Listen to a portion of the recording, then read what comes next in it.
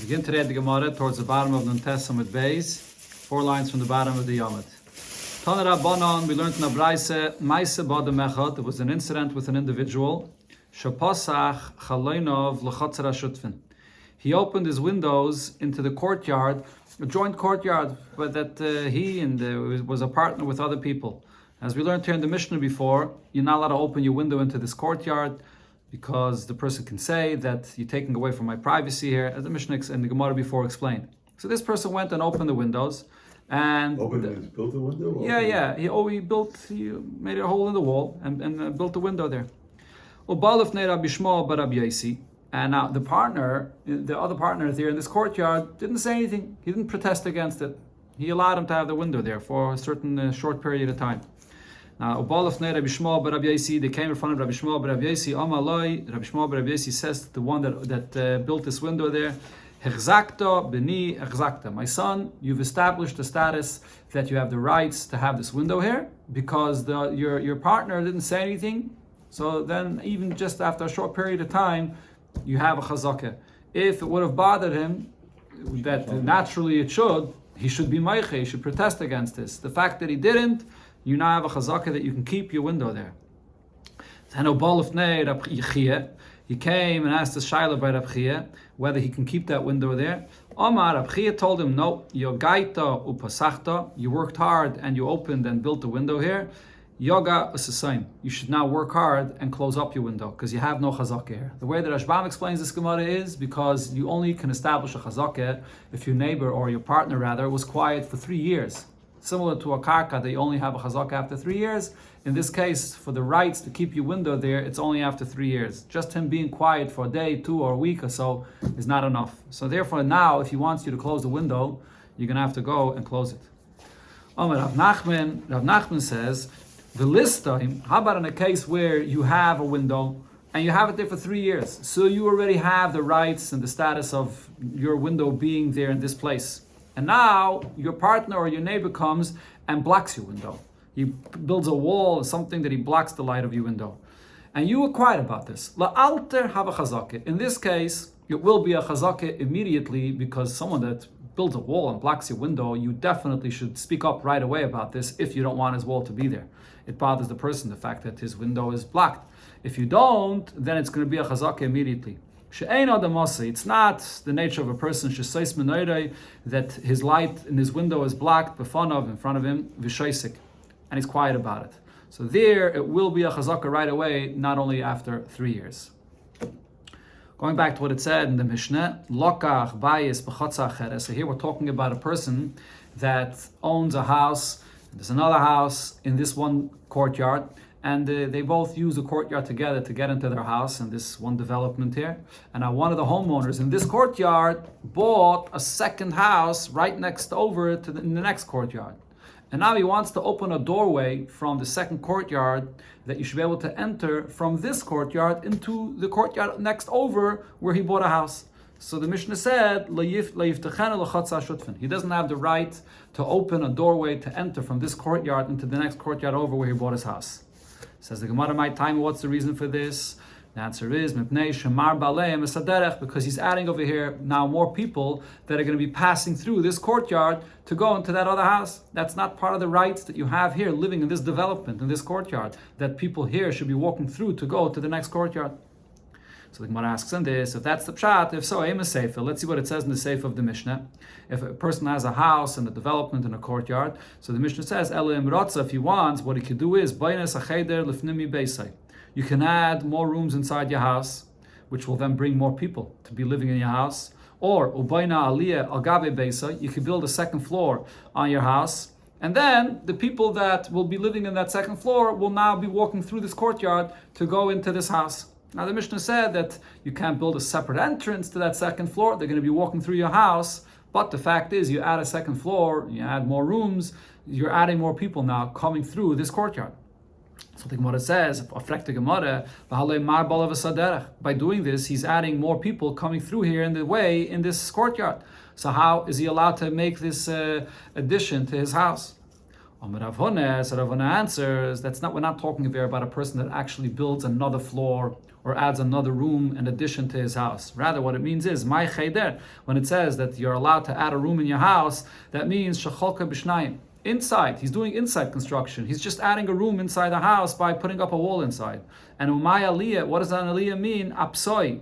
Apsoi means he's creating a second story, but all inside the house, not by outside construction, building another floor.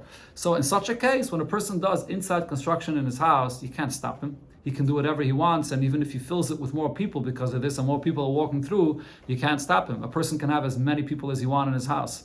But if you're adding another house, or you want to add another construction outside, or you want to add an opening to a door into another chutzner, that's when we say that if you're adding more people walking through here because of that it's not allowed. So his 10 children on the second floor can't come from the second house, adjoining can't come to the courtyard? Correct. Even if it's another courtyard or it's another floor, it has to be all within this existing construction that's in this chutzner. 20 children. They can't this courtyard is for the people that live here. Like the way it was designed, this development. You can't just go and add more and change the way it's set up. HOA. Right, that's how it is with HOAs. Yeah. Okay, I was just thinking of that. Okay. Sagt der Heilige Mishneh, lo yiftach adam lechatzer hashutfin Pesach keneged Pesach. If you're living in a courtyard and there's houses there, and you have one house that's built across another, so don't open one door across another door. Or v'chalain keneged chalain. Or your window should be directly across the other person's window. Now this, as the Gemara will explain, has to do with the concept of tznius, that you open up a door against a door or a window against a window, even in a place where you have the rights and you have a chazakah to do this, but nevertheless, you should not have it right across, so then when your door opens and his door opens, you can see straight into his house. Haya katan, the Gemara will bring. Haya katan, if you had a opening of a door that was a smaller size, laya senegadol, so you don't have rights to change that construction and make it larger. Echad, if you had one doorway opening into the courtyard, laya seneshnayim, you can't change it, that it should be now two. Aval, going back to the beginning of the Mishnah, if it's not within one courtyard, you have a door, and across of you there's another house also with a door, but in between there's a Rishus Harabim. Then you can open your door and cross the other person's door because there's the Rishus Harabim in between. Or v'chaloin keneged chaloin, in such a case when you have a Rishus Harabim in between, you can open your window against the other person's window. If the doorway that you had, the entrance that you had, was small, you can make it bigger. The Gemara will explain this. If it's one entrance, one doorway, you can divide it to be two. Okay, Zak the Gemara, from where do we know what it says in the beginning of the Mishnah, not to have a doorway across of the doorway of the other person's house, or the window across the window? The pasuk says by the nevuah of Bilam, Vayisa Bilam Esainov. Bilam raises up his eyes and Vayaris Yisrael Sheichel L'Shvatav. He sees all Yidden dwelling within their tribes. Mara, what exactly did he see that he saw praiseworthy about Yidden? Ra, what he saw was She'eim Pische Ahaleim B'Chavanim Zelazeh. The Yidden were also dwelling in the midbar with the tents that were lined up one across the other. But he saw that they lined up in such a way that the entrances, the opening of one tent was not right across the other. Because they didn't want, it should remain tznius, that you open the door, you shouldn't see private into what the person's doing in his house or in his tent. Omar, so then Bilam said, Ru'uyin halalu shetishra aleim shchina. They're worthy that the shchina should dwell upon them. That's the Matoivu Oyalecha Yaakov Mishkanisecha Yisrael that he said. Or Taisus adds from what it says there in the end of the pasuk, Vatihi olav ruach halakim, the shchina that dwells upon Yidden. The Rebbe used to bring this Gemara quite often, but he gave to the union of tznius. And one of the diukim that the Rebbe said about this is there's the Matoivu Oyalecha and Mishkanisecha. Mishkanisecha is a permanent dwelling, and Oyalecha, a tent, is a temporary dwelling, meaning that the union of tznius matters not only when a person is in his place, in his house, where he is all the time, but even when a person is on a vacation or somewhere else where he thinks it's temporary, and there's reason, or he thinks there's reason to be lax in his tznius.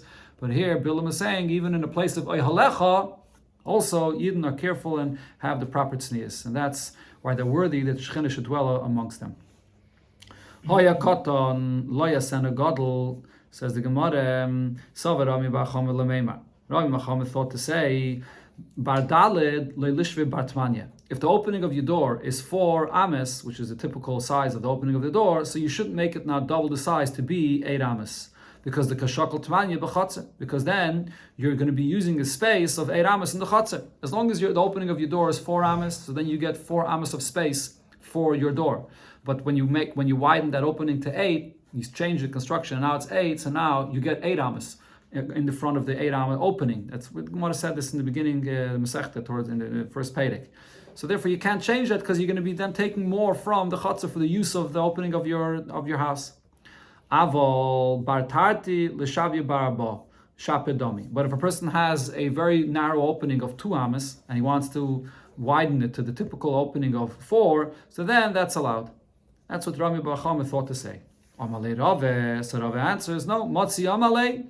He can say to him, the houses over here were built with these very narrow openings, and this is what we're accustomed to, and that's something that I can be careful, and I can have my privacy with these narrow openings. But when you open a door wider like this, then I don't have the ability to be as careful to have my privacy from you. So therefore, even in a case where the door was 2 and now it's 4, it's a change that is not allowed to be made in this chatzah. Echad lo yasenu shnayim. If you have one doorway, so you can't turn it into 2. So again, regarding this, Savar Rami Bachama lemeimar, Rami Bachama thought to say, Ba'arba lo l'shav yitrei. That if you have a doorway that's 4 amos, so you shouldn't turn that into 2 different doorways. And in other words, Trei b'nei tarti, that is. Don't divide it, instead of being 1 entrance that's 4 amos wide, don't divide it to be 2 entrances, and each one is going to be 2. The reason is because for every entrance, you get rights of 4 amos in the chatzar. So if you have 1 entrance of 4, so then you have rights of 4 amos in the chatzar for your doorway. But now if you have 2, that each is 2, so you get 4 amos for 1 entrance and another 4 amos for the other entrance. So changing that construction is taking away more of the space of the chatzar for yourself. The tarti, again, so the way you read it is, Lo l'shavya b'nei trei b'nei tarti. Don't turn it into 2 doorways, that each will be only 2. The kashakal tamani b'chatzah, because now you're going to end up taking 8 amos in the chatzah, as I explained, 4 for one door and 4 for the other door. Aval bartmani, if the doorway before was already 8 amos, so you already have rights for 8 amos in your chatzah, so then the shavya b'nei arboy shapedami. Now, if he wants to divide this entrance of 8 to be 2 entrances and each for 4 amos, that's okay, because you're not taking any rights in the chatzah more than what you had before. But Amalei Rava said to him, Matzi Amalei, the other people in the chatzah could say to him, but there's still a difference between having 1 door or 2. When there's 1 door that opens and closes, that we know when you're coming and in and out, so we can have our privacy, we can know how to be careful to be private from you. But now you have 2 doors, so that's already harder to see when you're coming and going, and therefore you can't change and have 2 doors instead of 1. Change your action. Then the Mishnah said, "Avol peseichul reshus harabim Pesach keneged Pesach." But if there's a reshus harabim between your house and someone else's house, then you are allowed to open your door across of his door. What's the reason for this? The Amalei, because you say to the one that's across of you, but he's across the street, sof, that ultimately habayis itztanum ibnei reshus harabim. You have to, if you want privacy, when you open and close your door, you know that you're right in front of a street, so you have to be careful that the people of Shus Harabim shouldn't see straight into your house. So you're going to have to figure out how to create privacy from them, so therefore me across the street that has a door across of yours will not be an issue as well. Okay. You're not allowed to open any space digging under the Shus Harabim. Beiris, shichin, or mairis, whether pits, round pits, or shichin, which is narrow and long, or mairis, or caves. You can't do any of this under the Rishus Harabim, which Gemara will explain. Rabbi Eliezer matter. Rabbi Eliezer says that it's allowed. As long as what you are digging and doing under the Rishus Harabim is going to be, the Rishus Harabim is going to be stable and strong enough that you can take a wagon over it with heavy rocks, and it won't cave in. It's all done safely, so then it's okay by digging in a space under the Rishus Harabim. Another halacha regarding the Rishus Harabim, aim with seeing zizin or gezusteroyes the Rishus Harabim. You're not allowed to have any beams sticking out or a balcony that hangs over the Rishus Harabim.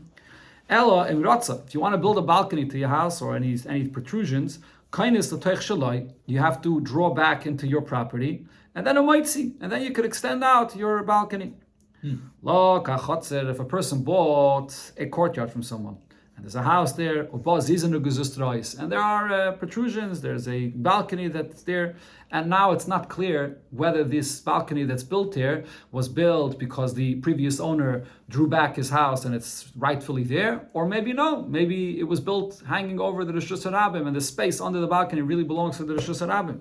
The rule is that we leave it, that the buyer has the rights for this, and we assume that it was built properly. In such a kind of case, when there's a suffix about this, there's a halacha of taninon, where we will defend the rights of the buyer. We will tain on his behalf that he probably got it rightfully, and until the people of the Rishus Harabim will prove that the previous owner took away from their space of the Rishus Harabim, we will tain on behalf of a buyer.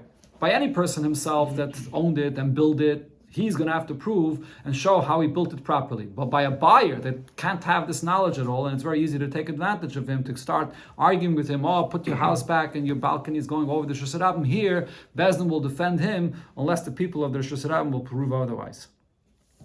Going back to the beginning of the Mishnah, the Rabbanon, how did Rabbanon explain why should a person not build under the Rishus Harabim, make any space there? And as I said, all you have to do is make sure that it's safe. If it's safe, then it's okay. So, but the Rabbanan say, Zimnin de mafchis v'lavadaitei. Sometimes it could, over time, right now it's safe. You can go there, as he said, with a gola with stones in it, but it could erode over time, and you're not going to realize, and therefore it's not going to be safe. So the Mishnah said not to have any protrusions or any balcony hanging over the Rishus Harabim. So the Gemara brings what happened at Rab Ami. Rab Ami had some protrusion that was hanging over, not in a Rishus Harabim, but in a mavoi. As it was built in developments in those times, there was the houses, the chatzeris, and then you had the alleyway, and so his house was built near the alleyway, and he had a protrusion over this alleyway. A ledge or something else hanging over there. Now there was another individual, Nami, he had a ledge that was sticking out into the Rishus Harabim. That's already a street, the public goes there. So the people of the Rishus Harabim, it was blocking them. Or the people of the Rishus Harabim were trying to stop him of having his ledge stick out into the Rishus Harabim. So also they came to Rab Ami to ask him about this person, or to tell this person that you should take away his ledge sticking out into the Rishus Harabim. Rab Ami says to him, Zil, kites, go cut off your ledge that's sticking out. So he turns to Rab Ami and says, but you also have a balcony or a ledge that's sticking out into the mavi, which is that alleyway that people of the courtyard come in and out through there. So you're also doing the same thing. Why should I cut off mine? So Rab Ami answers him, the Bachir adds, Didi l'muva mapik. What I have is only hanging over a mavi, the alleyway, which is more of a private area. I know exactly who are the homeowners here in this area. And therefore, B'nai Muvah Machlin Gaboy, the people of the Mavi, I spoke to them about this, they allow me to build this here. But the Dach, L'Rishus Harabim Apik, what you have is hanging over the Rishus Harabim. Ma Machl Gabach, how are you going to get a Mechila? There's nobody, you can't talk to the people, of all the people traveling the Rishus Harabim to get a Mechila, so you have to remove yours. Another story, the Gemara says, Rabbi Yanai, Havale Ilon Hanoitel Rishus Harabim. And Rabbi Yanai had a tree of his property that was hanging over the Rishus Harabim. Havahu Gavre, there was another individual. The Havalinami Ilon Hanoitel Rishus Harabim. He also had a tree hanging over in the Rishus Harabim. Also, the people of the Rishus Harabim came, and they were trying to stop him from having his tree hanging over there because it was blocking the people that are riding, a person that's riding on a camel, they're tall up, so the tree was in his way. So they came to Rabbi Yanai about this. So Rabbi Yanai says to him, now go, and the Solomachar, come back tomorrow. Because Rabbi Yanai himself also had a tree that was hanging over the Rishus Harabim, so he couldn't pass him for this person, cut off your tree. So he says, come back tomorrow. Shadar, Rabbi Yanai sent someone, and Katsiet Lahudi Day, and he cut off his tree that was hanging over into the Rishus Harabim. Then so the next day, this other person that also had his tree hanging over in the Rishus Rabim came back to Rabbi Yanai, Amalei, Zilkaitz. Rabbi Yanai says to him, go, cut off your tree that's blocking the people traveling in the Rishus Rabim. Amalei, so he says to Rabbi Yanai, Homar Nami Isle. But the master, you also have a tree hanging over the Rishus Rabim. He didn't realize that he already cut it off the day before. Amalei, so Rabbi Yanai tells him, Zil Chazi, go and see. I kaitz di, kaitz dach. If my tree is cut down, so then you go ahead and cut down yours as well. If my tree is not cut down, so then you don't have to cut down your tree. That's the story. So now the Gemara explains, why would Rabbi Yanai even allow his tree to hang over the Rishus Rabim? Why is he wait until this other person may cut him my savar? In the beginning, what was he thinking when he had his tree hanging over the Rishus Rabim? And in the end, what was he thinking when he changed his mind and he decided to cut it off? Says the Gemara, it's not only because he wasn't told off about it, or he wasn't forced to cut it off before, and that's why he didn't do it until this point. No, rather, meikara savar. In the beginning, he thought nichaluhu lebnei Rishus Rabim the yasib betule. The people of the Rishus Rabim are actually benefiting from my tree. It gives them the shade there. They can sit there in the shade, or they can travel there and they have shade in that area. But then, but now that he saw that it's preventing people of traveling in the Rishus Rabim, Shadar Katsye. He heard from that they complained about the other person's tree, so he understood that it's blocking them. So he sent to cut off his tree. He sent to cut off his tree as well.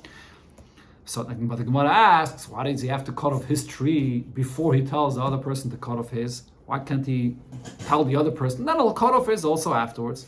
He can tell the other person, Zil kaitz doch, cut off your tree, and you'll cut off your tree, and then I'll also cut off mine. Why did he first cut off his tree and tell him to come back tomorrow? Answers the Gemara, Mishum de Rish Lakish. This is because of Rish Lakish taught the Omar. The pasuk says, "His kaishishu v'kaishu," that you should adorn yourself and then you adorn others. First, take care of your own issues, adorn yourself, and then you can go and be kaishit and tell others how to adorn themselves, how to take care of their matters as well. That's the order of how he did things. And then the Mishnah says, a person could draw his house back and then build his balcony. It's hanging over his property, and he's not going over the Rishus Rabim. The Shaila was asked about this. Konas, a person that built his house further back in, but he did not utilize that space that he has in front of the Rishus Rabim to build a ledge or a balcony in that area. And now what happened is, because he drew his house back, so the people of the Rishus Rabim got comfortable in using that area and traveling there. Is he now, after this point, allowed to go and build a balcony or any protrusion there in that area? So maybe you could say that once it wasn't Maitzi, so now the people of the Rishus Rabim travel there, it's too late. He's not allowed to. Rabbi Yechanan Omar Konas Maitzi. That if the person drew back his house, and then now there's people that are traveling there in this area, he's still allowed to be Maitzi even later on. He's allowed to be Maitzi his balcony because it's really his property. But Rish Lakish, however, says, Konas, if this person drew back his house and he didn't build anything there in that area, and people were traveling there, Eina Maitzi. He's not allowed to now go and build anything, a balcony in that area.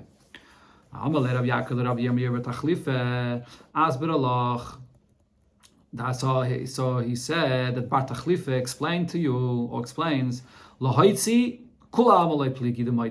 really, in such a case where a person drew his house back further into his property, and he didn't immediately build any protrusion or any balcony there, nobody will argue that over time later, whenever he decides, he can go and build a balcony in that area. That's his right. Rather, what's the argument here?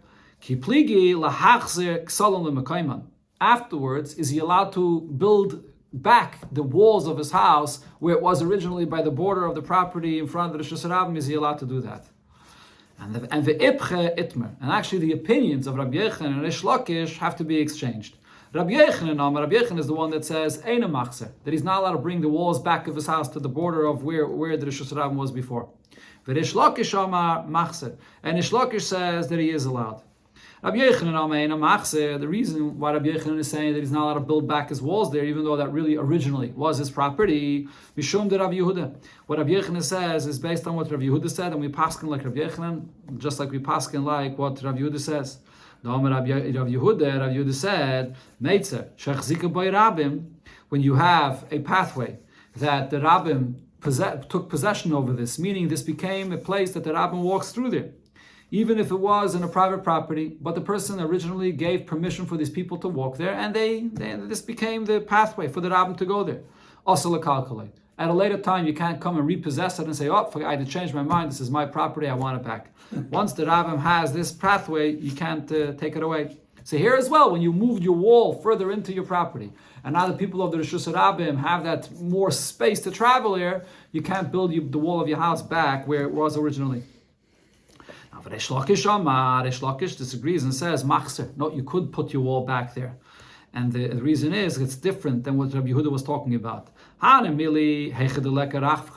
Yehuda was talking about a pathway that there's no other space to go. There was a certain pathway that people had to walk there, and you can't now take it away from them. Here, however, there is a Rishus Rabbim here. So if you're going to put your wall back where it was originally, they have their space to go on the Rishus Rabbim. Elamai, they want to have some more space. That you don't have to give them. They have space where to go, so you would be allowed to put back your wall. Going back to what the Mishnah said, Loka Chotzer, by a buyer, he buys now this courtyard. The boss isn't exustrois, and there's protrusions or there's a balcony. So now we will defend him and say that he probably has the rights to keep that gziz and the balcony there. It probably was built not hanging over the Rishus Rabbim. Rav Huna says Nofla. So now this house the person bought, if the wall fell and now the balcony hanging over here fell as well, he's allowed to go and rebuild it where it was in the beginning. We're not going to say, oh, once it fell and you want to rebuild it, now you have to prove where it was built, if it was built over the Rishus Rabbim or not. No, just like when he bought it, we say that we defend him and we give him the rights to keep it where it is. Even if it fell, he can rebuild it where it is. So the Gemara asks on this. The Brisa says as follows: Aim Mesaiden, we don't plaster the house with a white, beautiful plaster, and ve'aim Mekaiden, and you don't also make nice designs on a house. That's one opinion. Rashbam says, or Mekaiden means basically the same as the siyud, as the plaster. And ve'aim Mefeichen, and also you don't draw nice paintings on the walls of the house bisman hazeh, today. This is all what this Brisa is talking about is after the Churban of the Beis HaMikdash. So there were certain things that Chazal instituted that you're not allowed to do in the designing of a home. Zeichel Churban. However, a person bought a house, a courtyard, which has all it's beautifully white and it's beautifully designed with these paintings. So then, if you got it the way it is, you can leave it as is. You don't have to remove it from the house. Nafla, if this house fell, and now once it fell, even though originally it had these nice the design or the nice paint on it, you're not allowed to rebuild it. So what do you see over here? That when you rebuild it, right, you're not allowed to rebuild it with these with this plaster, with this white beautiful plaster, with these nice designs and paintings on it. So seemingly, we should say that the same thing applies over here. Even if though originally when you bought this house, you have the rights for these balconies here, but if it falls, now you can't put it back up. Now Taisus here explains that the reason the Gemara is making this comparison is because when the person buys this courtyard or this house, and we're talking here about this house that was built before this Zman HaChurban. It could be it's a number of years after the Churban that the person bought this house, but the house was built before the Churban. So the house that was built with this beautiful plaster or these beautiful designs and paintings was built beheter, and before the Churban when it was allowed. Now, afterwards, the person buys the house, and we know that this house was built before, but we don't know whether this sid, this beautiful plaster or these paintings, was it made before the Churban beheter, and therefore it's allowed to be kept there, or maybe not. Maybe it was made afterwards, and therefore it should be removed. So because we don't know, we allow the buyer to keep it as is. But then the Brisa says, but once the wall falls and those designs are gone, you're not allowed to put it back up. So we see in a situation where it's not clear, even if originally we just allowed him to keep it there, but once it falls, we don't. The same thing should be here by a buyer. When it's not clear if he has the rights for these balconies here, originally we defend him and we allow him to keep it, but not if it falls. Then we should say that he's not allowed to put out those balconies again here. What's Yisur Shani? Answers the Gemara, Yisura Shani. That over here, in a case where there's an Isser that Chazal instituted that you're not allowed to have these kinds of designs, that's different. Here we're machmer, that once it falls, that he should not put up those designs again. But when it comes to the rights of this person, of this buyer, the din of Tanina, that we tie it to defend him, that he has the rights to put up his balcony there we follow that status, that he has that rights even after it falls. It's dafka by a Isser that Chazal will machmer, that he shouldn't put it back up. Tana Rabbanan and Abraisa we learned, Lo yosad adam es beisei besid. A person should not plaster his house with this beautiful white plaster. Vim iriv b'chayil, if there was sand that was mixed into this, which takes away the whiteness, it's not as beautiful. Oy teven, or you mixing some straw into it, which makes it more thicker and it's not as beautiful. Mutter, so then it's allowed. Rabbi Yehuda says, Irev b'chayil, if you mix in sand, hareze tarchesid, then this is called tarchesid, meaning it's going to be also pretty beautiful, it just makes it stronger. And v'asa, it's still not allowed. Teven, if you mix in straw, then mutter, then it's allowed. Tana Rabbanan and Abraisa we learned about this, what happened after the Churban, k'shecharav abayis b'shniya, after the destruction of the second Beis HaMikdash, Rabu Prushim Yisrael, there were many amongst the Yidden that wanted to separate from things, not to have the pleasures of the world because of the mourning over the Churban. Shlei lechel basar, not to eat any meat, v'shlei lishtes yain, and not to drink any wine. Nitval lehem Rabbi Shua. Rabbi Shua encountered them and got into a conversation with them. Amalem and says to them, Banai, my children, mipnei ma yatam oichlem basar v'yatam sheisim yain. Why do you not eat any meat or drink any wine? Amrulai, so they answered him, Noichal basar, should we eat meat? Shemimen makrivna gabim mizbeach, the carbonates that are brought on the mizbeach, v'achshav, bottle, and now it's all nullified and we can't bring a carbon, so how are we going to go ahead and eat meat? Nishte yayin, should we drink wine? Shemenaschen al gabim mizbeach, which is the wine that's poured on the mizbeach, v'achshav, bottle, and now it's all bottle, we should take that wine and drink it for ourselves. Amalehem, so Rabbi Yeshua said, if so, imkain lechem lo neicha, we shouldn't eat any bread either. Shekvar batlu menachis, because the carbon menachis, which are brought from flour and oil, also the ingredients of the bread, they can't be brought, so we should eat bread for ourselves. So efshar b'peidis, you can eat fruits, so maybe we shouldn't eat no grains, no meat, no wine, just fruits or vegetables. So he says, peidis lo neichal, no, we shouldn't eat any fruits either. Shekvar batlu bikurim, because the mitzvah bikurim is bottle, and we're going to go and take the fruit and eat it for ourselves. So efshar b'peidis acherim, no, but you can still eat other peidis, which are not the shivas aminim that are brought for the bikurim. This week's parsha, the bikurim, the shivas aminim. So then he says, well, but according to your logic, mayim lo nishte, we shouldn't be drinking any water. Shekvar bitol nisach hamayim, because the mitzvah or the minig, the halach l'mesh mesina of nisach hamayim is bottle on sukkahs, so that how can we eat a drink that is water today? So shasku, they were quiet. So Amalehen, Rabbi Yeshua tells them, Bane, my children, let me come and tell you, to say that we shouldn't mourn at all the destruction of the temple, of the Beis HaMikdash that is, that we can't say. Shekvar nigzera gzeira, because there's a decree, and therefore, so we have to mourn this decree. On the other hand, to mourn too much, the way you're doing, not to eat meat, and maybe even not to drink any water, so that's impossible to say as well, because you never place a decree upon all the people and on all Yidden, unless you know that everybody, the public, can handle such a level of gzeira. As we see from what it says in the pasuk, this is a pasuk that speaks about the mitzvah of giving meiser, that Yidden bring meiser, and there it says, "B'me'era atem na'erim, v'isi atem koivim," that you accept it upon yourself to bring meiser, and that if you don't, that there shall be a curse upon you. And but v'isi atem koivim, nevertheless, you steal from me this meiser and you don't give the meiser. Hagoy kuloi, and this applies to the whole nation, to all people, to all Yidden. So over here we see the pasuk uses the term hagoy kuloi, that this is only something which is you can be geyser or you can demand if it's something that all the people, the whole nation can handle this. So therefore over here to come and say that you shouldn't eat meat or drink wine or bread or water, that's not something everybody can handle. So elo kachom rechachamim, to mourn and to show the mourning of the Churban of the Beis HaMikdash, this is what Chachamim instituted. Sad Adam as Beis HaBesid, you could plaster your house with this beautiful white paint of Sid, but a Mishai by Dava Mued, leave a certain space that's not done. The kama, how much is that space? Amar Rav Yosef, ama alama, an ama by an ama. And Amar Rav Chisda says, where in the house do you leave that? Keneged Pesach, right across of the opening of the house, which is the most exposed that everyone can see. And the same also in a meal. A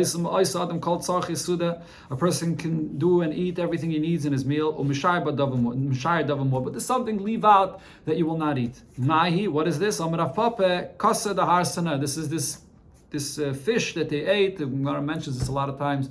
This fish that they would make with flour and oil. So that leave out. A woman can adorn herself with all of her jewelry, or with the way she adorns herself, but she leaves one little thing out. Mahi, what is that? Rav, so Rav said, Bas Tzida, that over there, by the temples over there, in order to clear her face, to remove the hairs in that area over there, she should leave out one little space. Shenema, as the pasuk says regarding this, that we always have to remember the Churban. In Mishkachach Yerushalayim, if I forget you, Yerushalayim Tishkach Yemini, I will forget my right arm. Tidbak l'sheinu l'chiki v'gayim. The pasuk that concludes and says, Im lo ya'ales Yerushalayim al rosh simchasi. Even in time of joy, a person should always remember the Churban of Yerushalayim. Now, my al rosh simchasi. What is this term of saying al rosh, on my head, at my simcha? Amar Rav Yitzchak says about this, what it means is, Ze Efer Mikle Sheberosh Chasanim. This is ashes that you take from the oven that should be placed on the head of even the chasanim, at the chasana. Amar Rav Papa L'Abaye. So Rav Papa says, where exactly on the head do you place these ashes? Heichi Manachla, where do you place it? B'makim Tefillin, in the place where the tefillin is. Shenem, as the pasuk says, Losum La'avelet Tziyin, Lostus Lahem Pe'er, that you place this Pe'er. Again, Lasas Lem Pe'er Tachas Sefer. You put the Pe'er, which the tefillin is called Pe'er, and you put it instead of the place where the ashes are. When the Eibush will build Yerushalayim, then you'll put that in the place where the ashes are. So you see that the place of where the ashes is placed in the place is in the place of the tefillin. V'chol amis abal Yerushalayim. Furthermore, whoever mourns the destruction of Yerushalayim, Zeiche v'roye b'simchase. He's the one that will merit to see in the joy of the rebuilding of Yerushalayim. Shenemar, the pasuk says, Simcho is Yerushalayim. You should joy with Yerushalayim. The Giluba, the pasuk, this continuation, it says, the Giluba kola veh sisu ita moses hu kola masablam ala. All those that mourned on its destruction. Tanya and Abraisa we learned, Amar Rabbi Shmuel ben Elisha, miyoim shecharav beis hamikdash dinu shenigzar al atzmeinu. So really, it would be right that we should decree upon ourselves, shalelecha basar, not to eat any meat, and not to drink any wine, as the Gemara says before, the Prussian wanted to do. Ella, however, you can't decree upon all the people, only something that most people can handle, and this is not something that can be handled. Another thing, and from the time when the wicked government has spread out over Yidden, that decree upon us terrible and very harsh decrees, and takes away of us the ability to learn Torah and to do mitzvahs. They don't allow us to join a bris milah, which is called Shavua Ben, because you wait with the child after a week, and on the 8th day, the bris. Others say Yeshua Haben. Yeshua Haben is the salvation or the redemption of the child, which is the mitzvah of Pidyon Haben. So they don't allow to do this. Dinu. So then it would be right that we should decree upon ourselves not to get married and not to give birth to sons, because you can't do the mitzvah of bris or Pidyon Haben. But then v'nimtza zara shel Avram Avinu kol ha'me'elo. That means that the descendants of Avram Avinu will eventually end, because there won't be any marriages and no continuation of Klal Yisrael. So Elo, therefore we say that Hanach Lem li Yisrael, leave Yidden, Mutiv Sheyishayigin, allow them to marry and to have children, Va'al Yiyum Mizidin, and then if you'll make any decree and you'll try to stop them, they anyways will not do this, because this is not a gzeira that we can fulfill. Over here the Gemara doesn't use the expression that it's not a gzeira she'enat sibi yochel lamed ba. Because over here, really, we don't want this Gzeira, because we want Klal Yisrael to continue. Hadran Allah, Cheska Sabatim. This is the conclusion of the third Perek. We shall return to you, the third Perek of Masechta Bava Basra, Perek Cheska Sabatim.